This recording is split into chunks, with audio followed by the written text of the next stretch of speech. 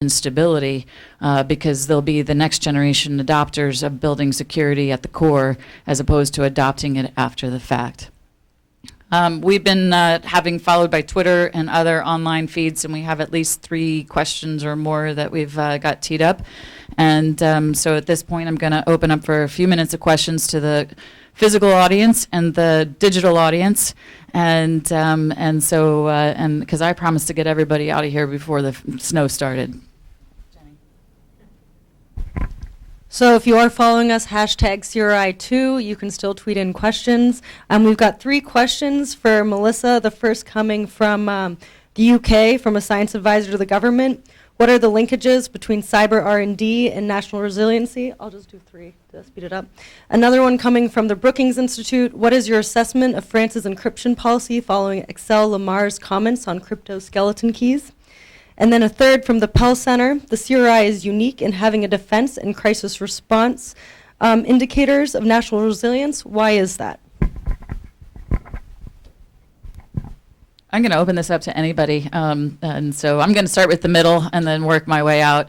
I have to tell you that the encryption announcements that governments will not weaken technology that was announced by the Netherlands just 2 weeks ago by their Ministry of Security and Justice, and France this week by their digital privacy minister, I think that was their title, are for me welcomed. I think that any time that we choose to weaken a technology on the premise for national security, that it will come and hurt us economically in the very near future. And so we need to think about broader solutions, not tactical and reactive solutions. The cyber R&D and its connection to resilience is, I think that as science advisors and our research and development community needs to think about where are we going to be 5 to 10 years from now in the Internet of Things and the Internet of Everything, and then how can we start to prepare for that now and today and invest those research and development initiatives to build security and the fail-safe mechanisms, the isolation mechanisms, safe code, self-healing infrastructures, and having the real engineering principles built back into the way that we approach our next generation designs. It shouldn't be first to market, fast to market, and bad to market. It should be thinking about it as what do we want to be resilient in the marketplace in the face of those who wish to cause harm. And then why the last few indicators and the new indicators in CRI 2.0 and such. The reason the diplomacy and trade was to me so important is because when you start to look at the Trans-Pacific Partnership, the Transatlantic Partnership, and the trade agreements, the RCEP, the Regional China Economic Program, that trade agreement between India, China, and the Asia-Pacific region, at the core of all of these trade initiatives are about the free flow of goods and services, where the trade route now is the internet. It's not necessarily going by sea anymore, and it's not necessarily going by air anymore. We are moving goods and services and data through data, ones and zeros, over and through the internet, and the internet is the trade route. So when we start to talk about in the same breath, from a security standpoint, we need data localization. We don't trust certain vendors in our product space. You're inadvertently creating trade barriers and other things, and you're going to hurt your economy. So I think that these trade negotiations and the diplomacy part, they have to come together, because the internet as a trade route can't be disrupted as a trade barrier from the security route. And we need to bring those onto the same agenda. And many of our diplomatic engagements and our economic engagements are done in a silo, uninformed by the other aspects that are happening from the diplomatic, political, military, economic, social agendas that are being run, and marrying those two sides of the house. I think finally from a being prepared in a crisis management, and whether it starts with the proliferation of malware that started with the proliferation of the military-grade weapon I call Stuxnet, that has proliferated and was used against Qatar's Rasgas Saudi Aramco, oil and gas, Sands Casino, Sony Pictures, and now most recently against Ukraine's power systems. We can't, as countries, not be prepared to restore these critical services and infrastructures. We have to have the response mechanisms in place and the understanding of how the government is going to enable industry to heal itself, or how industry is going to ask for government for help. We're going to open up to any other questions. Randy?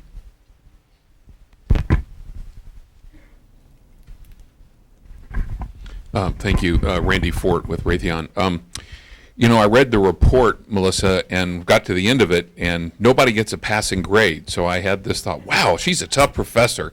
The entire class failed. So, one of my questions was, is it possible to grade on the curve? What are the trends, and where is this thing going? So maybe in 3.0 there can be a kind of a chart that shows maybe, I don't know, Estonia, somebody out there is like at least trending in the right direction. Just a thought. My question is, so we've heard all these, and the report makes the case why everything you've described is appropriate and necessary, even urgent, and the necessity, you talk about cyber hygiene, different members of the panel, and the importance and the role of cyber in the global economy and the internet and so on and so forth. All that is obviously true. But yet, and here's what I struggle with, there still seems to be this lack of demand on the part of Joe or Jane Q citizen, anywhere from Albania to Zimbabwe, anywhere in the world, to insist on this level of cybersecurity that the report suggests is important, as contrasted to those same citizens insisting on having, clean water, on having, available health care, on having roads paved, on available, sewer system, whatever other infrastructure and aspects of modern society that the polities of countries all over the world do insist on, and the politicians do respond to and do deliver. But we don't seem to have crossed that bridge yet on cyber. So just interested in the panel, how do we get cyber over that hurdle amongst the electorate, the common person out there that does demand certain goods and services be delivered from governments, but apparently cyber isn't making the list. So how do we make that case? And I think this report kind of tees up a framework and suggests what it should look like. But I'm just always stumped with trying to figure out how to make that political case and how to build the consensus that will actually achieve the things that you've described. So I have something that, when you were raising that question, it came to my mind, and it's not, it's a personal kind of example or analogy that may be translatable to give some assessment as to how an average person could come to caring about hygiene, right? If you're not going to impose costs on the person. So I'm saying, aside from liability, responsibility on the average person who fails to keep their systems and software updated and clean, I was thinking about recycling.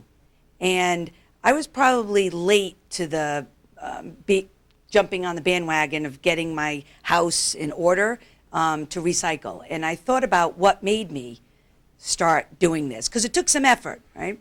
Like cleaning your systems. It's going to take some effort. Nobody was holding me liable for not doing that. But here are a couple of things that happened. One, my children started calling me out on it. They were educated about recycling. The schools educate them. In fact, it's an honor to be one of the children in the elementary school that goes from classroom to classroom picking up the recycled stuff, right, out of the bins. They started actually making me feel guilty. Another thing that also was an important part, the town made it easy for me. They gave me a special box. It was big, like my other garbage can. It had a big sign on it, recycle versus regular trash. So, and I didn't see any additional cost involved. I paid the same bill for them picking up the garbage. So I don't know if there's something to be learned from, because I was thinking, why everyone has a personal reason for why they might take care of their own systems, and that might be translated into the business office that they run or the government. But aside from like a spouse who happens to be a cybersecurity expert. Aside from those things, I was trying to think about, is there something that I could give as an answer as to, on the recycling example? They made it easy for me. There didn't seem to be any extra cost involved, at least not exorbitant. And I kind of felt embarrassed in front of my children. So it came from an educated group of people that happened to be really young, and it was the school that taught them, because I certainly wasn't teaching them recycling at home. Other families probably do. So I don't know, anyone else? Rafal wants to talk. That's an unsophisticated answer. Yeah, I think Catherine actually nailed it. Part of the answer is really just doing what we've done for decades in public health. In Canada, we have a little character, Murphy the Molar, who I remember from grade 6, had a completely inane tooth that sticks to my in my mind to this day, but it reminds me to brush my teeth. We need an equivalent. On the more structural question, though, I think the person who asked the question from Raytheon has a very keen observation to which there is an actual answer, and that is, until something bad enough happens to concentrate and focus the mind of the public, to demand something from politicians, we're not going to see action. In Canada, in a parliamentary system where we have minorities, ultimately all politics becomes local. If I can't explain an issue to an electorate in some small riding in the maritime provinces in a way that they understand it, they're not going to vote for me. Healthcare, jobs, unemployment, these issues have real implications for people's lives. Cybersecurity is still abstract. And until we have something bad that happens that focuses that attention, we won't have the political pressure. I think Sony has gone a long way to focusing the mind of government, but that's not the same thing as focusing the mind of the electorate. Thanks for calling. Well, that's a very good question, and I see a lot in the myths that surround cybersecurity. If you just ask someone on the streets, what is cybersecurity, what images it creates? Cyber doomsday, cyber war, cyber attacks. My answer to this is stopping cyber wars and looking at cyber services. And when the government starts providing the cyber services, citizens will be demanding it more and will be more aware. Even among us, how many of us really know where to go if our identity is hacked? It's not really DMV, not really State Department, NSA, no, Homeland Security, where do you go?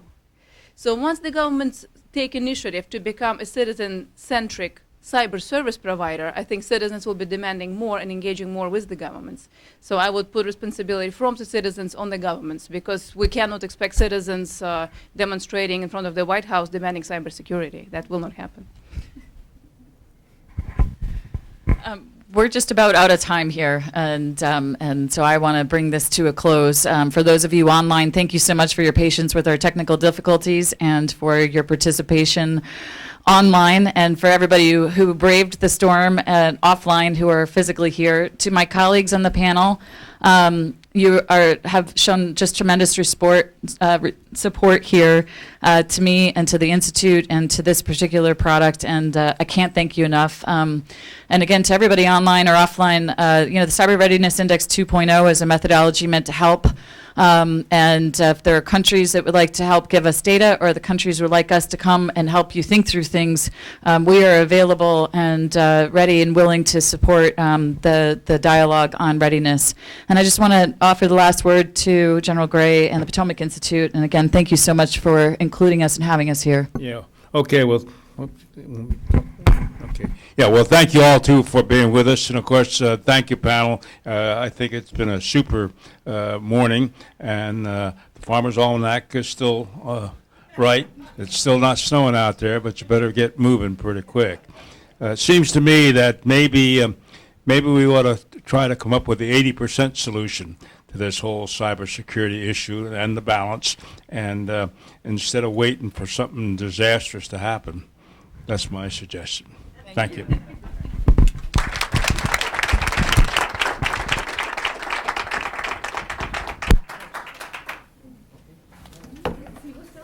Thank you so much. Thank you.